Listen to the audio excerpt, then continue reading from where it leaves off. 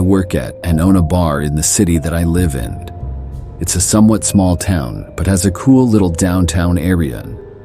I've owned the bar for 4 years now, and this is something that happened not too long after I first opened it.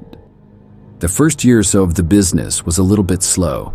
My bar wasn't as well known because it was new. The weekends would usually be pretty good, and I would get a decent amount of customers, but on weeknights it could get pretty slow sometimes. We didn't have food, and we were just a bar with drinks, so during the week I would often be the only one working. I remember one night, things were really quiet. There were a few customers throughout the night, but when it got late, things really died down. For the last couple of hours that my bar was open, nobody came inside at all. Then came about an hour before close.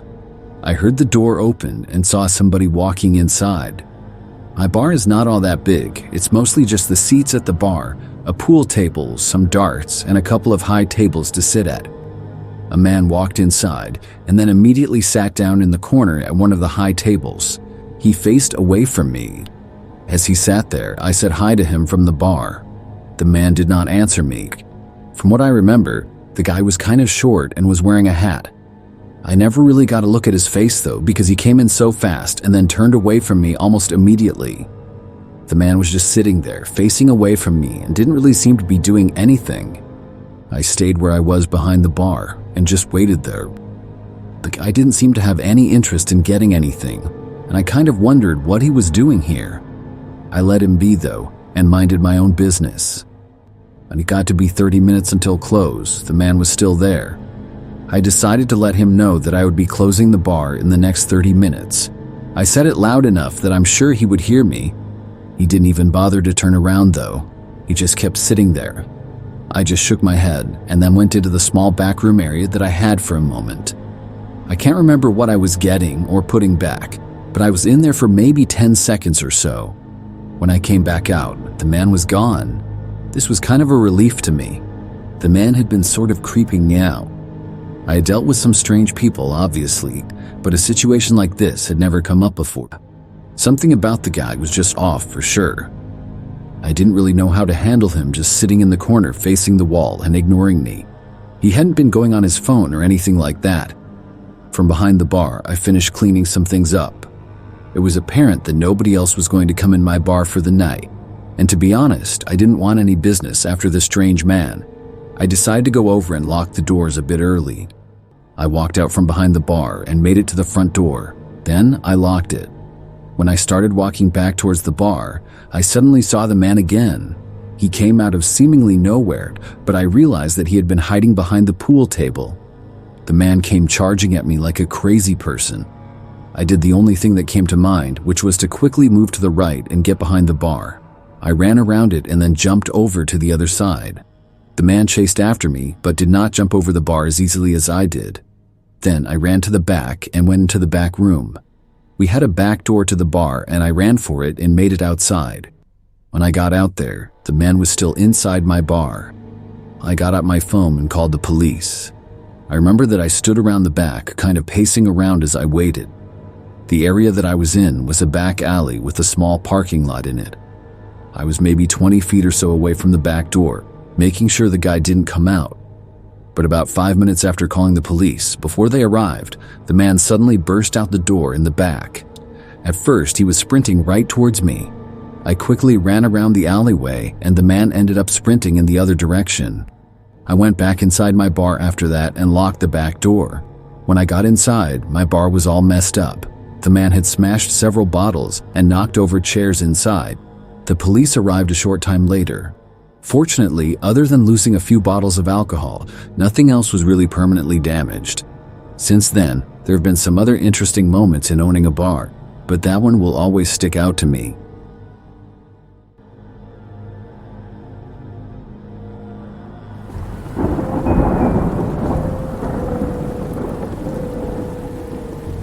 This is something that happened to me a couple of years ago.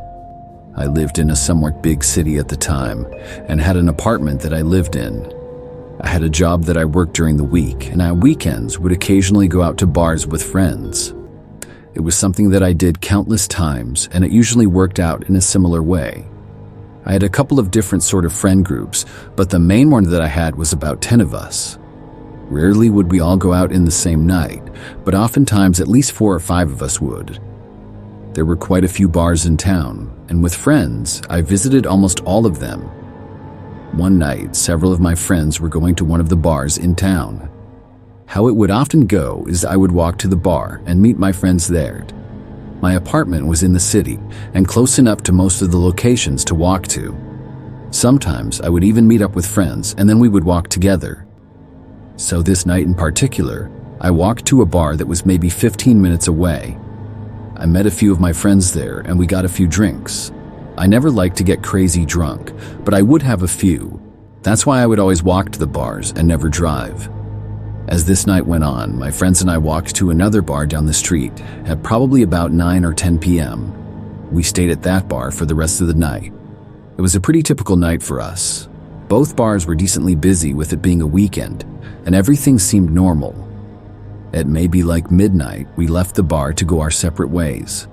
I walked with one of my friends for several blocks, and then said bye and went on my way. I had to go about 10 minutes down one straight road, then turned. After my friend had turned at the street they had to, I walked for about 2 or 3 minutes, but heard somebody walking right behind me. I thought it was my friend still following me. I thought this because at the time of saying bye to them, it had just been the 2 of us on the sidewalk in the immediate area. I looked back to see who it was. There was a woman walking down the street. Immediately, she looked really strange. It looked as though she had painted her face as if it was Halloween, but it wasn't even close to Halloween. The way that she had painted it was very creepy. I turned back and kept walking home, hearing the woman behind me the entire time that I was on the street. After the longest time of that, it was finally time for me to take another street down to my apartment. I completely expected that this woman would keep walking, but she turned behind me. I was hoping that she would not follow me to my apartment building. A couple of more minutes went by, and I got even closer in my building. That's when, seemingly out of nowhere, the woman started walking much faster. It took me by surprise, and at first, I was afraid that she was going for me. She quickly gained on me, and I turned around and stopped where I was. The woman was heading straight for me. That's when I moved off the sidewalk a little bit into the grass just off a bit. The woman looked at me and then passed me by. I stood there just watching her, very confused. After she made it past me, she kept walking very quickly up to my apartment building, which was now in sight. I was very concerned when I saw that's where she was going. I continued walking there though, hoping the woman would leave.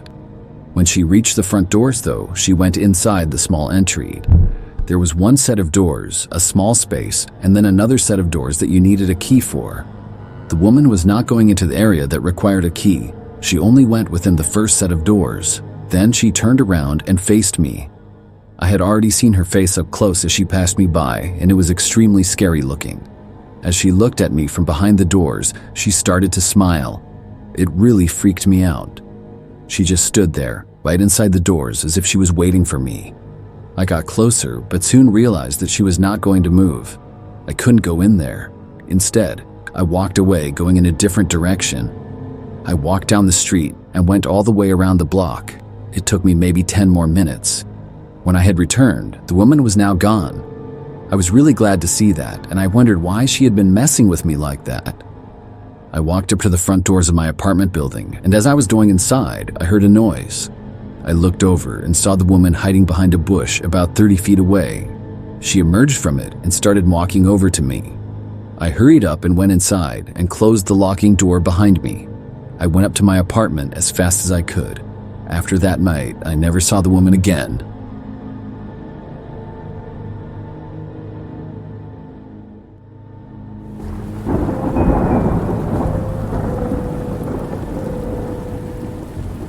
This is a story from when I was in college.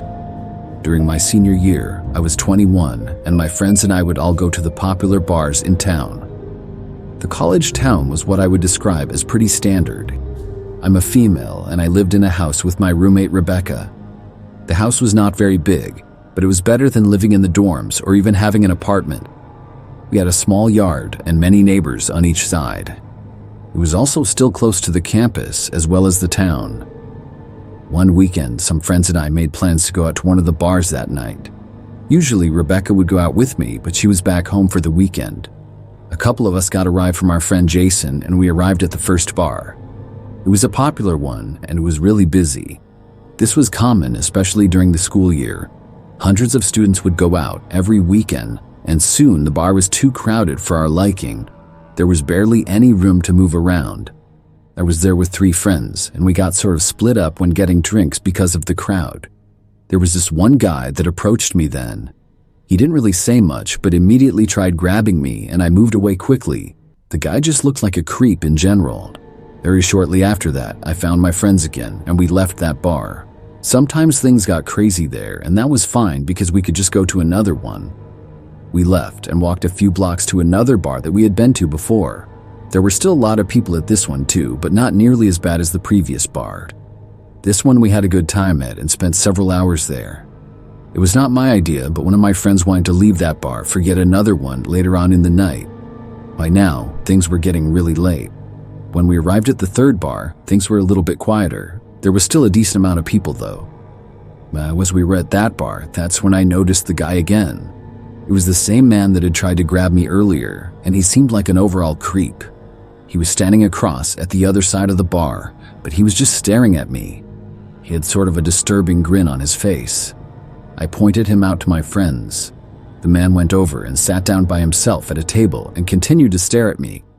I ignored this for a while, but a short time later, we decided to leave because of how strange this was. We walked a few blocks to another bar that wasn't that far away. I didn't notice the man following us or anything like that, which was good. We spent the rest of the night at this bar. We were there for maybe 30 minutes or an hour, and then called our friend Jason to see if he could drive us back. As we were waiting for Jason and still inside the bar, that same guy walked in. I was really glad that we were leaving and going home soon. I had no idea who this man was and why he seemed to be following me. There were hundreds of people out that many. Why he seemed so fixated on me, I didn't know. The man started walking over to me, and I immediately left and walked outside with my friends.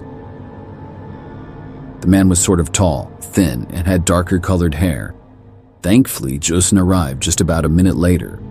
The man was standing outside, like 25 feet away or so. We got inside Jason's car, and the man waved at me as I got inside. I was glad that I wouldn't have to see him again. Jason drove us back and dropped me off at my place first. I got into our house and walked up and unlocked the door. I closed it and locked it behind me, and then I went inside and started to get ready for bed pretty much right away. By then, it was after 2 o'clock in the morning. I went upstairs to my bedroom, and almost as soon as I had gotten inside, I heard a noise from downstairs. At first, I didn't know what it was at all. I opened my bedroom door to listen. I heard it again. Somebody was knocking on the back door of our house. I got a really bad feeling right away. I left my bedroom and walked downstairs. As I was walking down, the person knocked again. When I got to the bottom of the stairs, I went over to the living room and looked. Right away, I saw the guy again. He was looking in the window of the back door, right at me. As he looked at me, he smiled and knocked yet again. I ran away out of sight, and I yelled that I was calling the police. This didn't seem to deter him, and he knocked once more. I just kept knocking, over and over, for like 5 minutes straight. I did, in fact, call the police. I was really nervous that the man would try and break in, but he didn't. Shortly after I got off the phone with the police, the man stopped knocking. They got there and looked around the yard, but I guess the man had left. This was disappointing to me because I was afraid that the guy would come back. Police stayed for a while and then left, telling me not to hesitate to call again if the man did return. Then they drove off, and I went up to try and get some sleep. I checked all around the house by looking out the windows from the inside before going to bed. Everything seemed fine. I double-checked the locks, and then I went upstairs, got in bed, and closed my eyes. Despite being sort of scared and worried, I was still really tired and found myself drifting off to sleep rather quickly. That didn't last very long, though. Once again, I heard a knocking at the back door. He was back. I did just as the police had told me, and I called them right away after hearing the knocking again. Luckily, the police weren't too far away. They arrived at my house much faster this time. The man knocked several more times, and the police got there just as he was still knocking at my back door. When the police got there, the man tried to run from them, and he was caught without getting very far.